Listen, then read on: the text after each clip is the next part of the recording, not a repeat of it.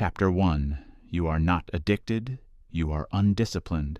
Let's start by gently removing a word that has been doing far more harm than good. Addicted. It sounds final, medical, heavy, as if something powerful has happened to you, and now you must fight your way back. But when it comes to vaping, that word quietly steals authority from you and hands it to a device. This book takes a different approach, and it begins with a simple, repeatable truth.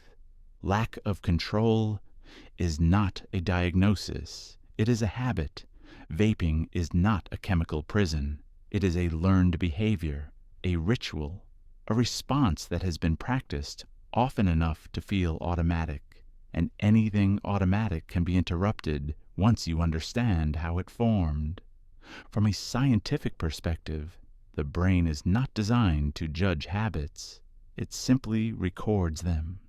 Neuroscience research on habit formation shows that behaviors repeated in consistent contexts become efficient and fast. The brain conserves energy by turning repeated actions into routines. This is true whether the behavior is brushing your teeth, checking your phone, or reaching for a vape. What matters most is not what is inside the device, but what precedes its use. Boredom, stress, a pause between tasks, a moment of discomfort. The brain learns. When this feeling appears, this action follows. That learning loop is driven by dopamine, not as a pleasure chemical, but as a reinforcement signal. Dopamine marks behaviors as worth repeating. Research in behavioral psychology has shown that dopamine responds strongly to relief, not just reward.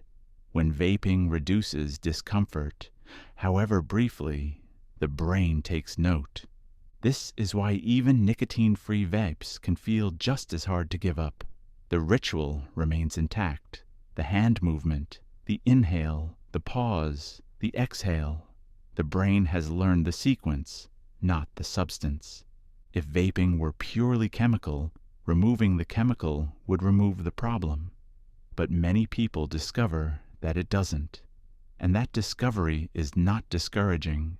It's liberating, because it tells us where the real leverage is. Lack of control is not a diagnosis. It is a habit. Habits persist, not because they are powerful, but because they are unquestioned. Now consider a familiar real-world pattern. Someone vapes for years. They've tried cutting down. They've tried switching devices. They've tried rules that bend and stretch. Nothing sticks. Then one day, something shifts.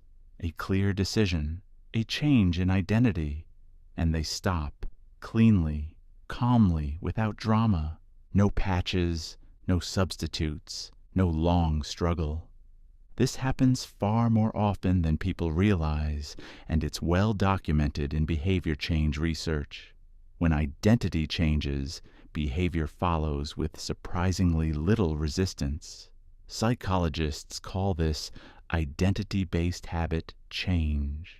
When someone stops seeing an action as something they do and starts seeing it as something they simply don't do, the brain stops offering it as an option.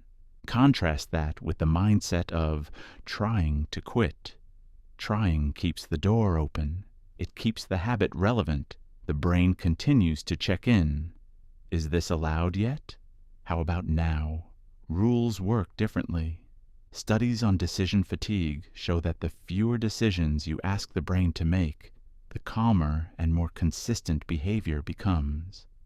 Clear rules reduce stress. Ambiguity increases it.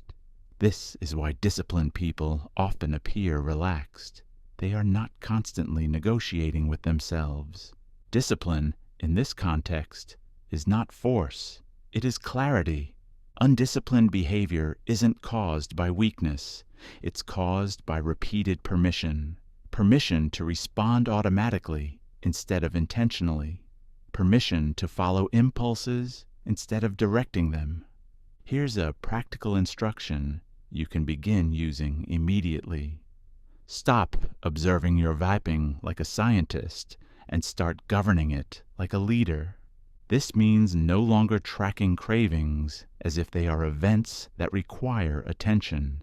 Research on urge extinction shows that when a cue is no longer rewarded, the urge weakens quickly, often faster than expected.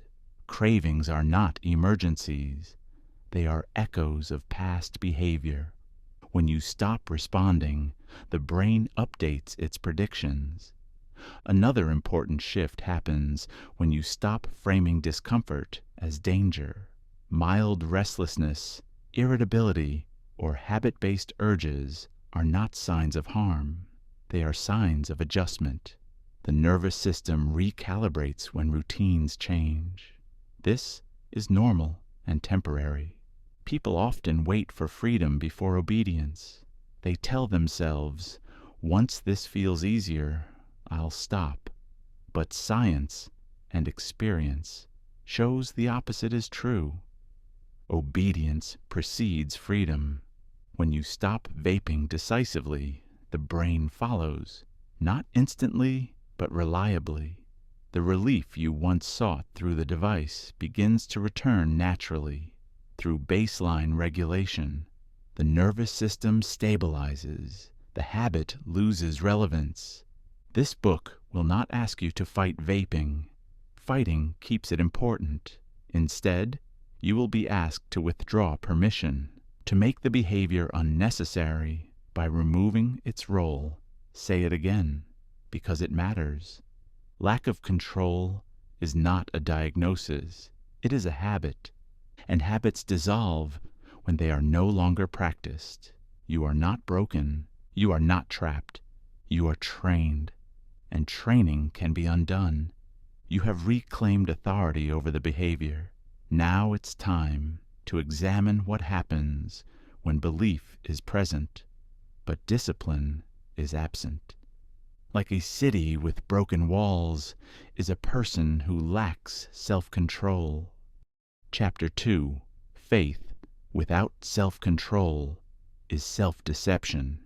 Many people of faith approach vaping with sincere intentions and honest prayers. They ask for relief. They ask for strength. They ask for cravings to disappear. And yet the behavior remains. This creates confusion, guilt, and sometimes quiet frustration. If faith is real, why does the habit persist?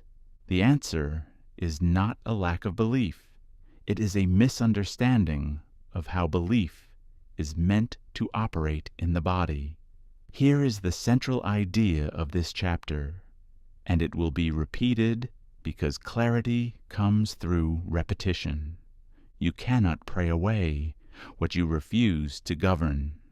Faith is not passive.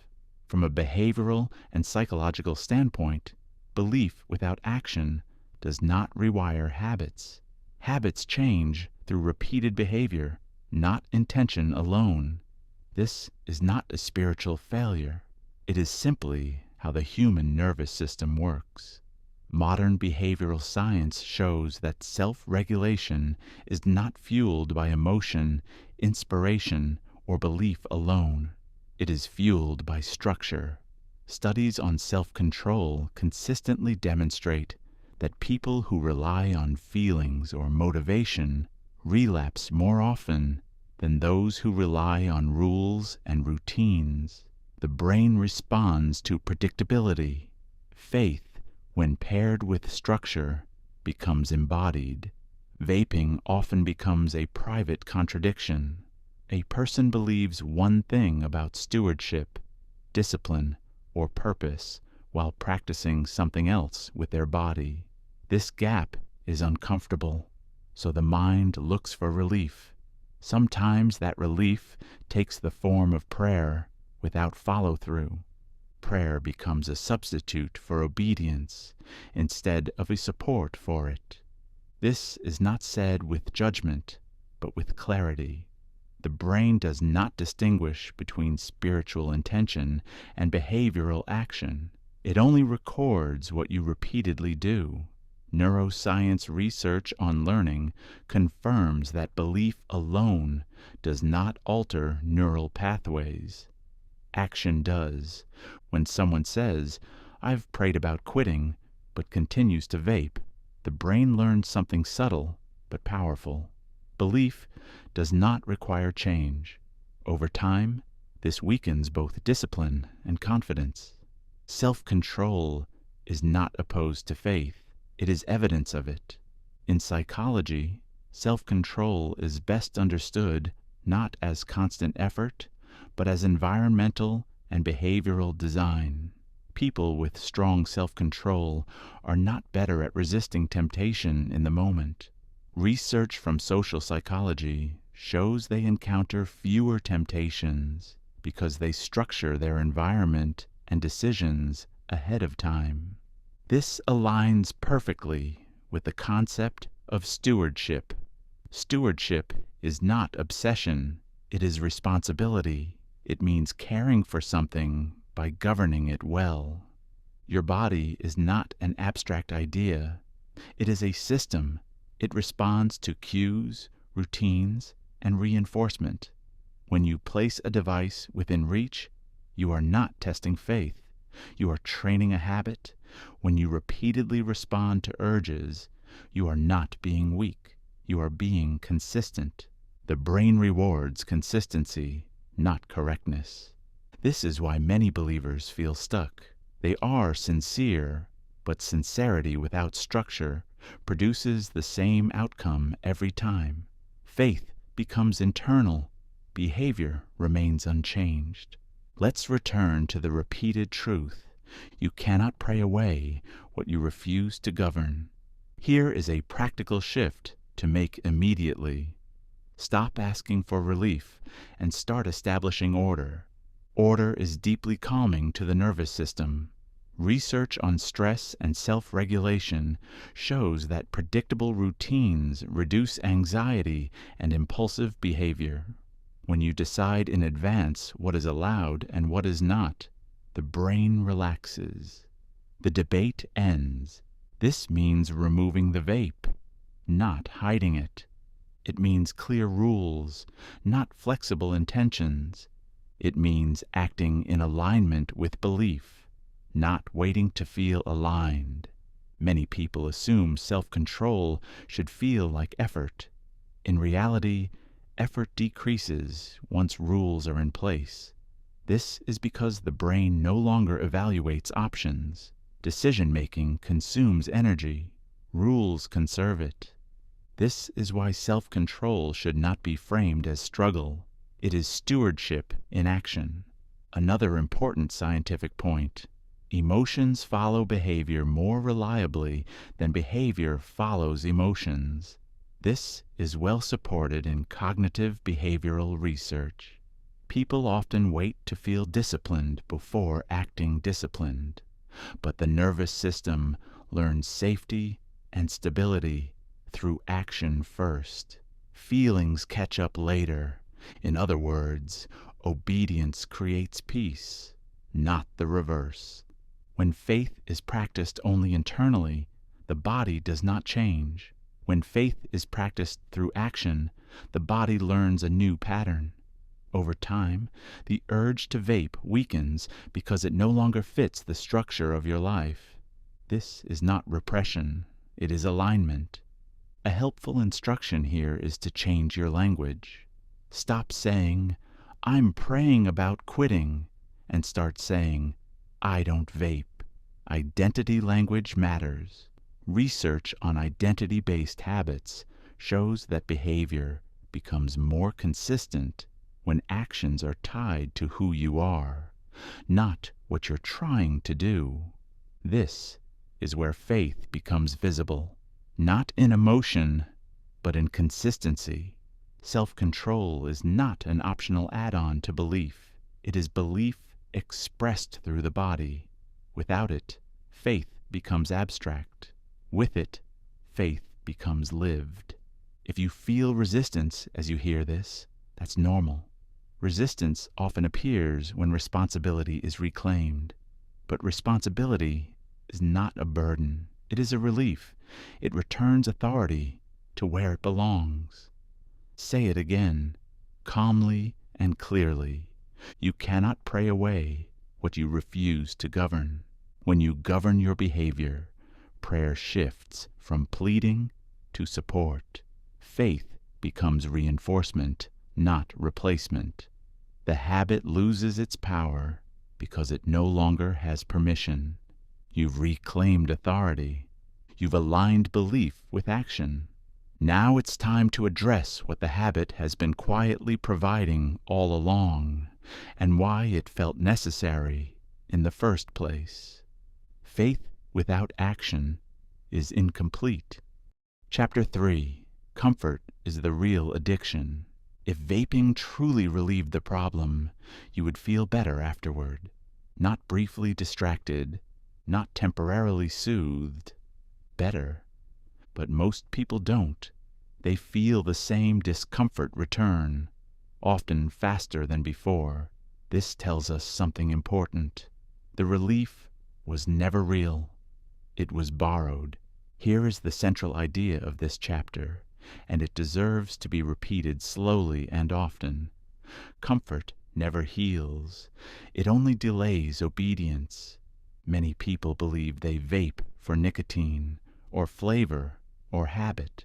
But when you look closely, vaping almost always appears at the same moments of discomfort. Stress at work, boredom in the evening, a pause between tasks, a small emotional dip. The brain doesn't reach for truth in those moments. It reaches for relief. From a scientific standpoint, this makes perfect sense.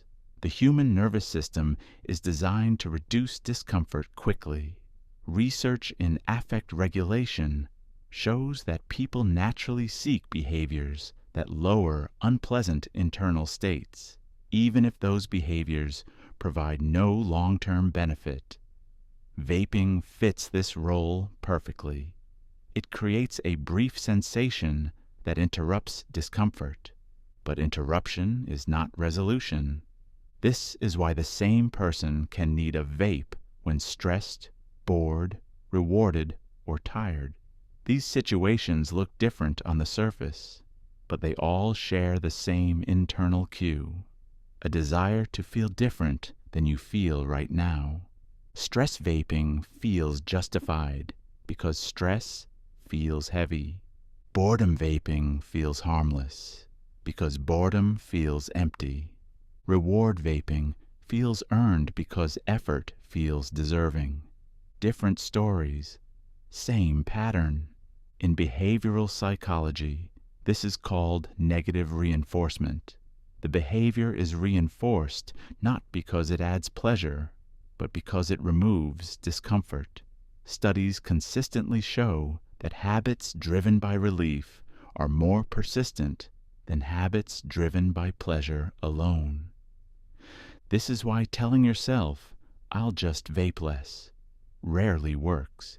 You're not addressing the reason the brain reaches for it. You're only adjusting the dosage of comfort. Let's be very clear here. The vape is not calming you. It is postponing your need to learn how to sit with ordinary human sensations.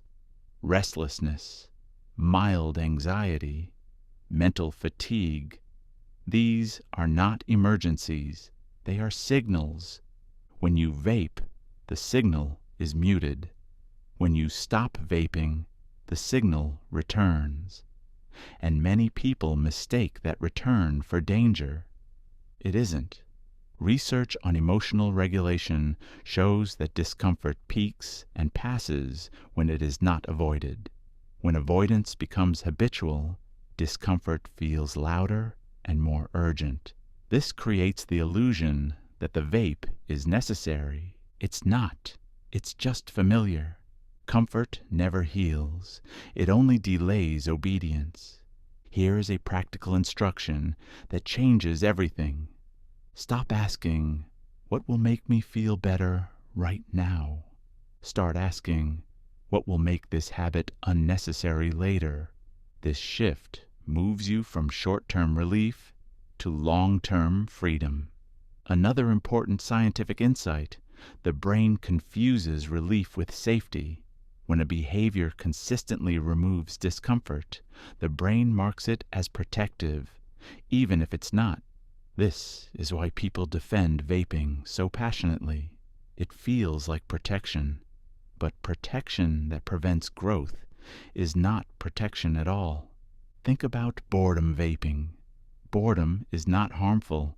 In fact, research suggests boredom encourages creativity and problem solving. When you vape through boredom, you eliminate the very state that pushes the mind to engage, reflect, or rest. Stress vaping works the same way. Stress signals that something requires attention, boundaries, or change. Vaping mutes that signal without resolving its cause. The stress returns, the vape follows, the loop tightens. Reward vaping is perhaps the most deceptive. It pairs effort with indulgence. Over time, the brain learns hard work earns escape. This undermines resilience. Research on motivation shows that when effort is consistently followed by avoidance, persistence decreases. The common thread is avoidance of ordinary sensation. Now here's the good news. Sensations are temporary. Habits are not. When you stop vaping, the discomfort you fear does not grow endlessly. It rises, peaks, and fades. Studies on urge surfing, a technique used in behavioral therapy, show that urges typically peak within minutes and pass when not reinforced. What keeps them alive is response. So here is what you must stop doing. Stop treating discomfort as a problem. Stop labeling restlessness as danger. Stop rewarding every dip in mood with a ritual. And here is what you must start doing. Allow sensation without commentary. Notice urges without obeying them. Let the body recalibrate. This is not endurance, it is education. You are teaching your nervous system that discomfort does not require intervention.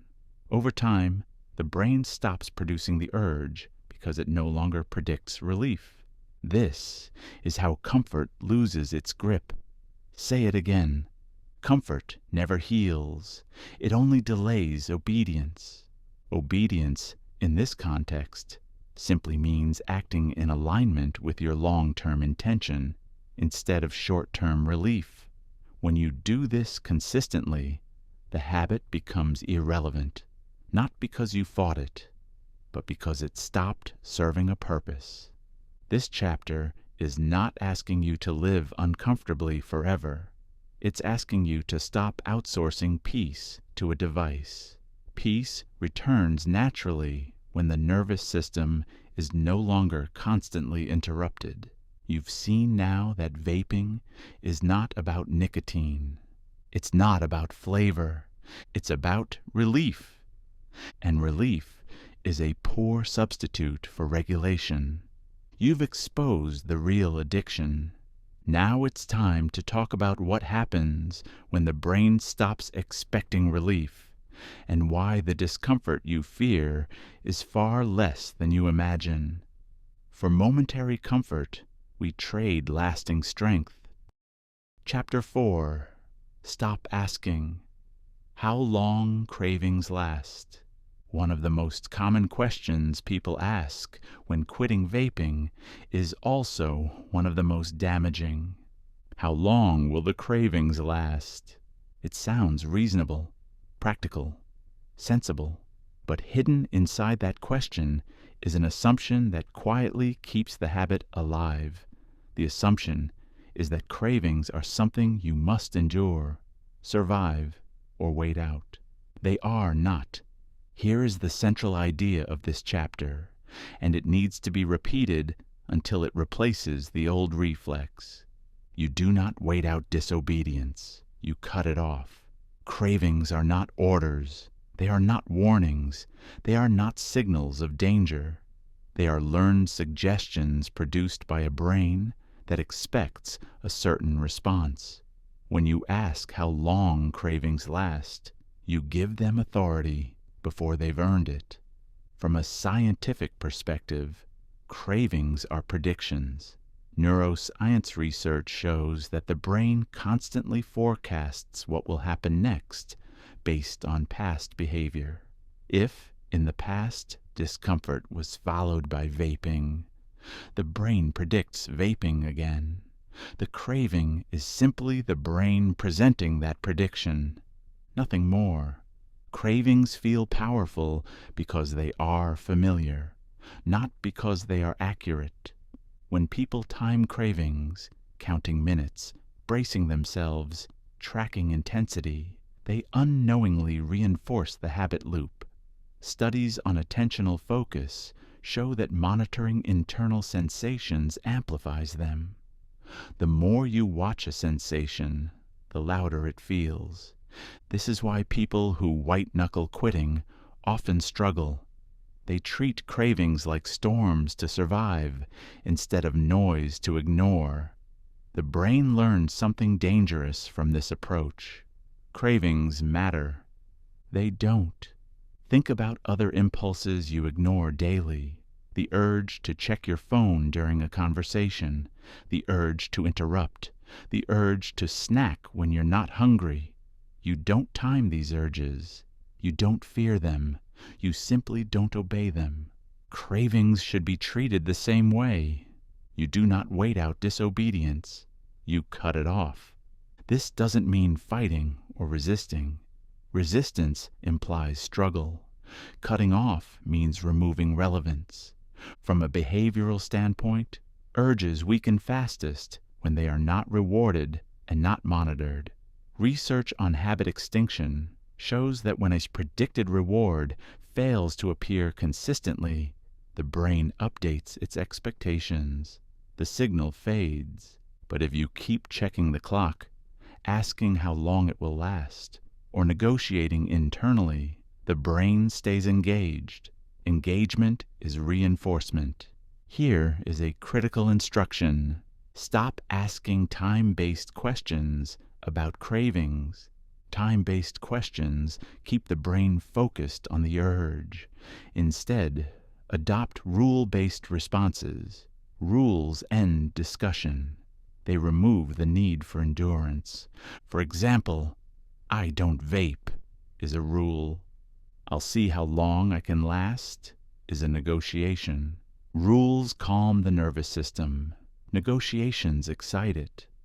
Another scientific insight worth understanding is that urges rise quickly and fall quickly when not reinforced.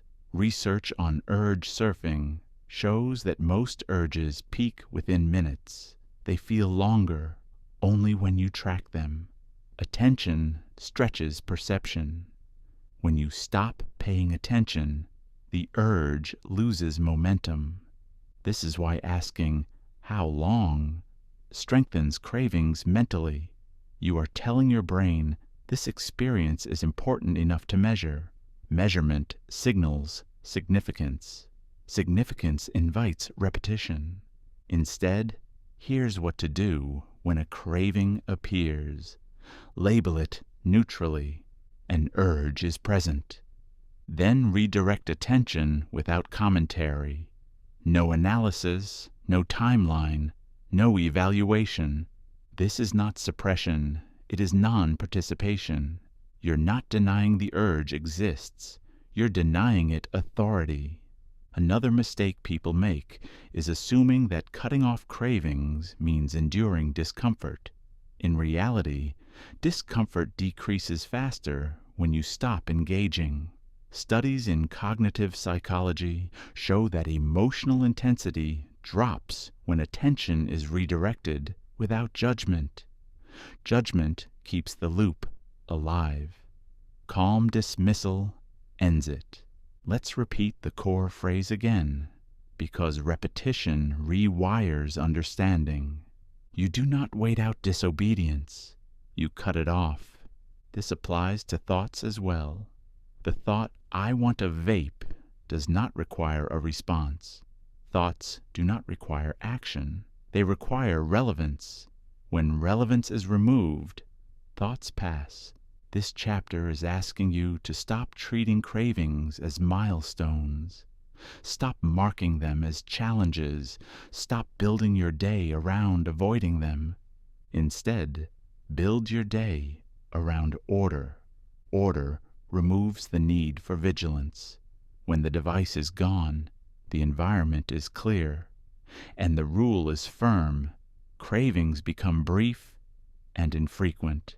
The brain stops suggesting actions that are no longer possible. Environment beats willpower every time. This is well supported by behavioral research. When cues are removed, habits weaken. When access is removed, urges diminish. So here's what you must stop doing. Stop tracking cravings. Stop bracing for them. Stop measuring success by endurance. And here's what you must start doing. Remove access entirely.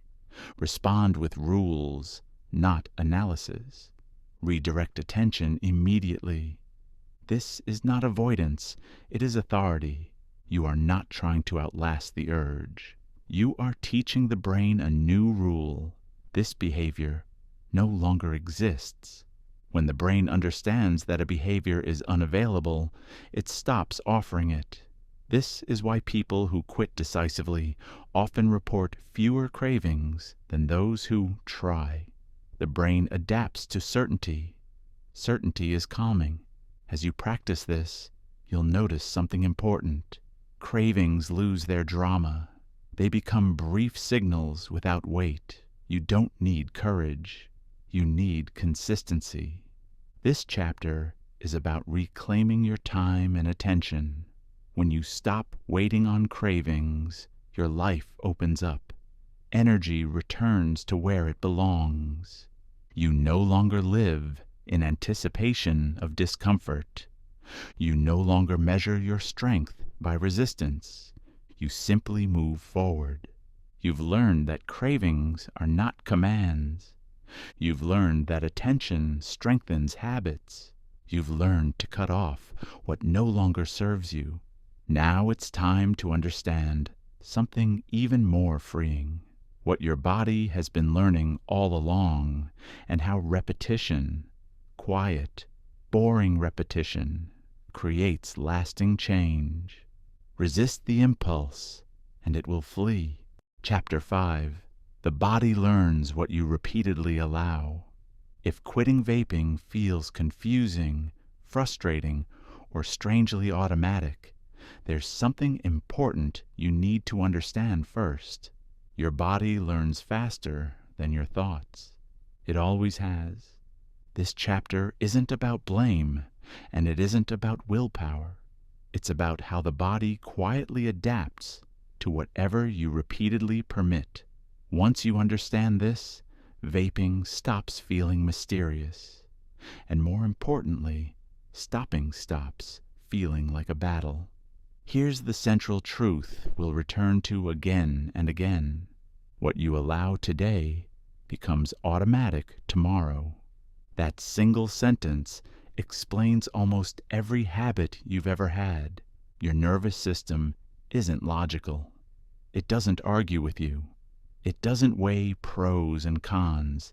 It simply observes what happens again and again, then prepares for it next time. When you vape while scrolling your phone, your body learns that scrolling is followed by vapor. When you vape during boredom, your body learns that boredom is something to be escaped. When you vape during stress, your body learns that discomfort requires immediate relief. No drama is required. No deep addiction narrative is needed. The body just records the pattern. This is basic conditioning, something psychologists have studied for over a century. When a behavior reliably follows a situation, the body begins to expect it. Over time, The expectation shows up before the conscious decision does. That's why the urge can feel sudden, physical, almost involuntary, not because something is wrong with you, but because something has been practiced. And the body always learns through repetition, not intention. That's where most people go wrong. They try to quit vaping with thoughts, with promises, with mental debates. They tell themselves they should stop, or that tomorrow will be different, or that they'll cut down slowly and see how it goes. But willpower lives in the thinking mind. Conditioning lives in the body, and the body doesn't respond to speeches. This is why you can genuinely want to quit and still find yourself reaching for a vape without deciding to. The body learned the routine before the mind had a chance to intervene. What you allow today becomes automatic tomorrow. Every time vaping is allowed to continue in a familiar situation, the pattern is reinforced. The body becomes more efficient at it. Less conscious effort is required. The behavior starts to feel like part of the environment, not a choice. The good news is that this process works in reverse just as reliably. The body doesn't need motivation to unlearn a habit. It needs consistency. Research on habit formation shows that routines train the nervous system far more effectively than emotional resolve. When a familiar situation no longer leads to the expected behavior, the body slowly updates its prediction. It stops preparing for what no longer happens. This means quitting vaping doesn't require you to feel strong. It requires you to stop allowing the behavior to complete its usual cycle. That's all. You don't need to suppress urges. You don't need to argue with them. You don't need to replace vaping with something dramatic. You simply need to let the urge exist without rewarding it. At first, this can feel uncomfortable. That's normal. Your body expects something that doesn't arrive.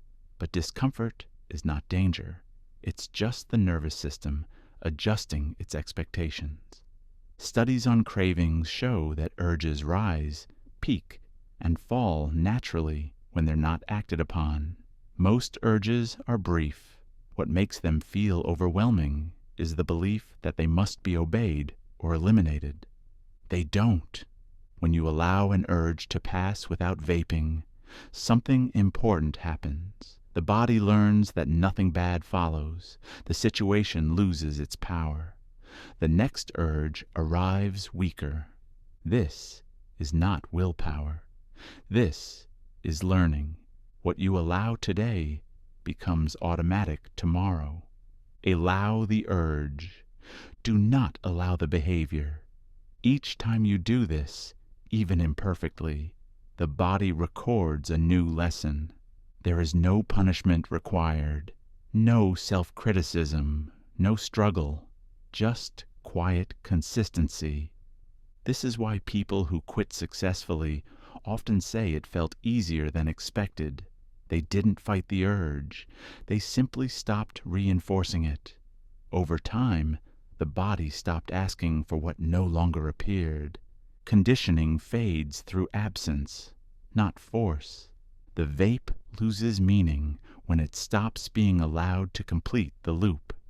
You may notice moments of silence where the habit used to be, moments where your hands feel unsure or your attention drifts. This is not loss. This is space. Space where the old pattern is dissolving, and your body is very good at filling space with calm. Once it learns, there is nothing to escape from. What you allow today becomes automatic tomorrow. So choose carefully what you permit to continue, not with pressure, not with fear, but with clarity. You are not fighting your body. You are teaching it, and it is listening. In the next chapter, we'll explore why silence and stillness feel uncomfortable at first, and why they are the fastest path to weakening urges altogether. You've learned how habits are built. Now it's time to learn how they fall apart. Better is one who rules his spirit than one who conquers a city. Chapter 6. Rules create freedom, not restriction. There is a quiet misunderstanding that keeps people trapped in habits far longer than necessary. It's the belief that rules are a form of punishment, that freedom means flexibility, that discipline means deprivation, that setting firm boundaries somehow makes life smaller. In reality, the opposite is true. Rules don't restrict freedom, they create it. And when it comes to quitting vaping, this difference matters more than anything else you've heard so far. Most people try to quit by negotiating with themselves. They allow exceptions. They make deals. They promise restraint without structure. One more today, less tomorrow. Only in stressful moments. Only socially. Only after work. The mind stays busy. The body stays confused. The habit survives. This is not because you lack motivation. It's because negotiation keeps the door open. And habits thrive in open doors. Here's the phrase to remember throughout this chapter. Freedom begins where negotiation ends. Your nervous system responds best to clarity. When rules are firm, the body relaxes. When rules are vague, the body stays alert, waiting for loopholes. Psychological research consistently shows that clear, non-negotiable boundaries reduce cognitive load. When a decision is settled in advance, the brain doesn't burn energy debating it repeatedly. This is why routines feel calming. This is why simple rules outperform complex plans. Think about areas of life where rules already protect you. You don't negotiate with yourself about driving on the wrong side of the road. You don't wake up daily deciding whether gravity applies. These rules don't feel oppressive. They feel stabilizing.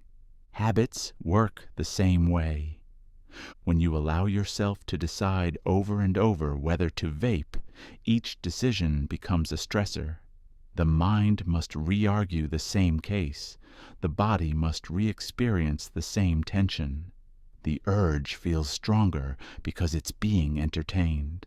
But when a rule exists, the discussion ends.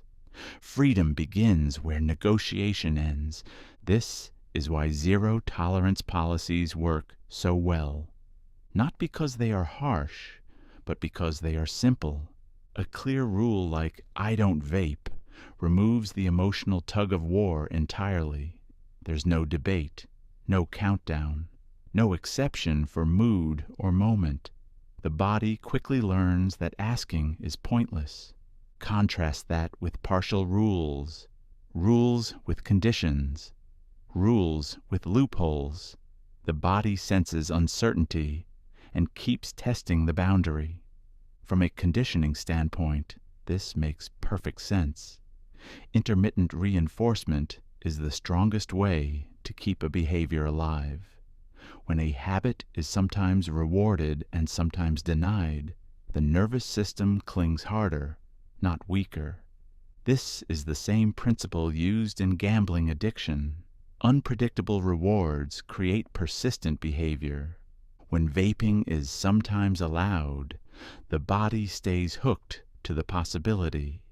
But when access is removed entirely, the pattern collapses. Freedom begins where negotiation ends. This is also why removing access is not extreme. It's protective. People often resist this step because they mistake convenience for control. Keeping a vape nearby feels safer, familiar, but proximity is not power. It's temptation disguised as comfort. Environmental psychology shows that behavior follows access. When cues disappear, behaviors weaken. When tools are absent, habits lose momentum. This is not about testing your strength. It's about not needing to.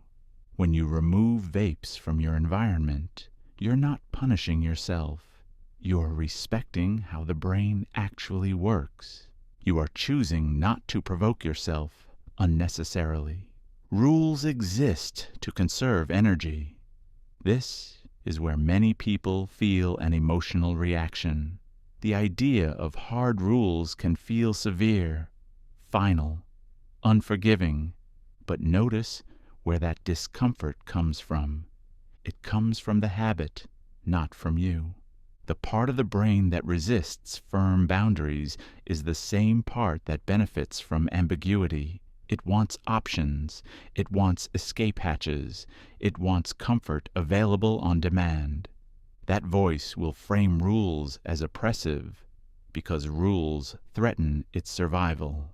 But that doesn't make the voice wise. Freedom begins where negotiation ends. When rules are set, the body begins to recalibrate. Stress decreases. Decision fatigue disappears.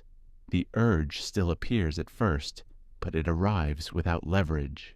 There is nothing to bargain with. Over time, the nervous system adapts to the new certainty.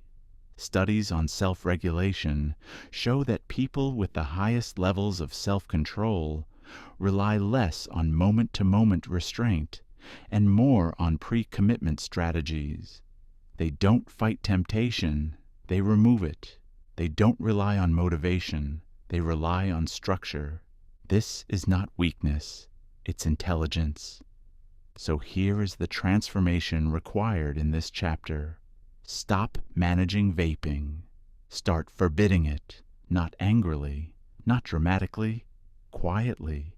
Decide once, then live as if the decision is already settled. Rules are not walls, they are guardrails. They don't trap you. They keep you from falling back into patterns that no longer serve you. And when the body senses that the rule is real, something unexpected happens. Relief. The struggle ends, not because the urge vanished, but because the conversation did. Freedom begins where negotiation ends. In the next chapter, we'll address a fear that often surfaces once rules are set, the fear of emptiness, boredom, or emotional exposure. What happens when the habit is gone and silence remains? You've learned how structure creates safety. Now you'll learn how to live inside that safety without needing distraction. Where there is no vision, the people cast off restraint. Chapter 7. Obedience is the final decision. There is a moment in every lasting change where effort gives way to order. Up to this point, you may have felt like quitting vaping required vigilance, awareness, strategy, endurance, and in the beginning, that's true. Change asks for attention before it becomes automatic. But freedom does not live in constant resistance. It lives in resolution. The mistake many people make is believing that quitting is something you must keep choosing, that every day requires a fresh debate, a new surge of motivation, another internal argument. That belief keeps the habit alive longer than necessary. Here is the truth. This final chapter exists to deliver. Freedom is maintained, not negotiated. Quitting vaping is not a daily decision. It is a ruling. Once made, it organizes everything that follows. From a psychological perspective, this matters more than motivation ever could. Research on decision finality shows that when people frame a change as irreversible, the brain reallocates attention. It stops scanning for alternatives. It stops preparing counterarguments. It begins adapting to the new normal. This is why people who say, I don't do that anymore feel calmer than those who say, I'm trying not to. Trying implies uncertainty. Ruling implies closure. Freedom is maintained, not negotiated. Think about how order works in other parts of life. You don't wake up every morning deciding whether to brush your teeth. The decision was made long ago. The behavior follows without drama. No willpower is required because the matter is settled. This is what obedience looks like when it's healthy. Not forced, not anxious, not loud, quiet, reliable, automatic. When obedience is in place, the nervous system relaxes. It knows what's expected. It knows what happens next. Chaos decreases because options disappear. This is why routines are powerful, not because they are rigid, but because they remove friction. Studies in behavioral science consistently show that people who maintain change long-term rely on structure rather than emotional intensity. Motivation fluctuates, order endures.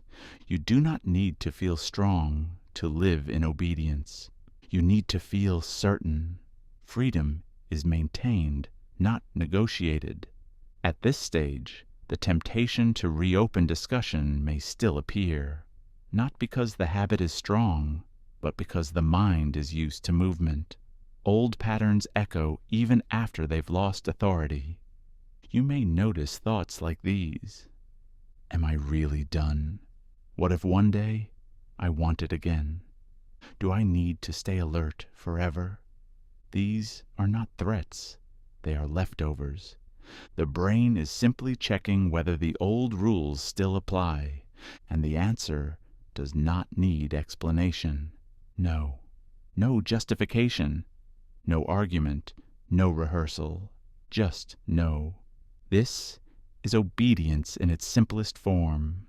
Neuroscience tells us that habits weaken fastest when they stop receiving attention, not when they are fought, analyzed, or feared, when they are ignored because they no longer matter. Silence starves them. Consistency finishes the work. Freedom is maintained, not negotiated. This is where many people expect fireworks, a moment of triumph, a surge of pride. But lasting freedom is quieter than that. It feels ordinary. You don't wake up thinking about vaping. You don't track days. You don't count victories. You simply live within an order that no longer includes it. This is not loss. It's subtraction, and subtraction creates space. Space for focus. Space for calm. Space for attention to return to what actually matters. The absence of a habit often feels empty at first, but emptiness is not a problem. It is capacity. What you place into that space determines the quality of your freedom.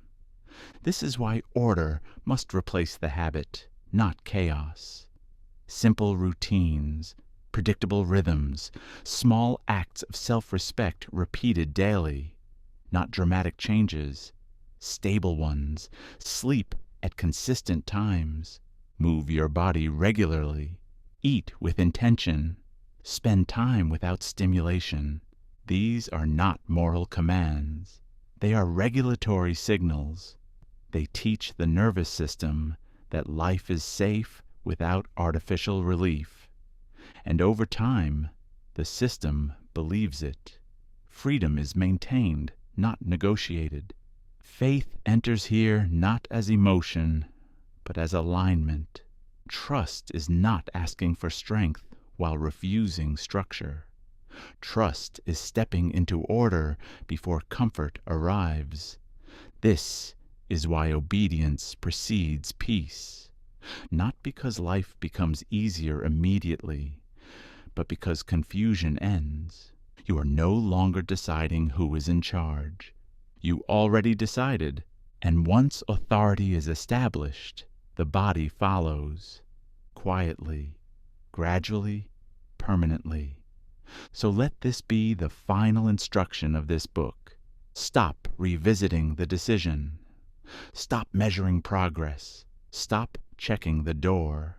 Live as someone who does not vape, not because you are resisting something, because it is no longer part of your life. This is how freedom stabilizes, not through intensity, through order, not through effort, through obedience. Freedom is maintained, not negotiated. And now you don't need another chapter. You don't need another method. You don't need another argument. You need to live inside the decision you've already made. This book has given you understanding. Understanding has led to clarity. Clarity now demands consistency. Carry this forward quietly, and let your life be the evidence. Whoever is faithful in little is faithful also in much. Luke 16:10. You were never waiting for the right moment. You were waiting for permission to obey. This audiobook did not give you tools. It gave you a standard. Vaping survived because you kept listening to your body instead of commanding it. Faith is not proven by what you feel. It is proven by what you refuse. So here is the challenge. Remove access today. Establish rules tonight. And when the urge speaks tomorrow, do not argue with it. Silence it through obedience. You do not need another attempt. You need a final decision. Choose discipline. Choose self-control. And walk forward free. Father God, grant the listener clarity where there was confusion, strength where there was compromise, and peace where the habit once spoke loudly. Teach them to govern their body with wisdom, to choose obedience without fear, and to walk in freedom without looking back. Let discipline become natural, self-control become steady, and their mind remain clear and ordered. May what begins today be sustained quietly, not by feeling, but by faith. Amen.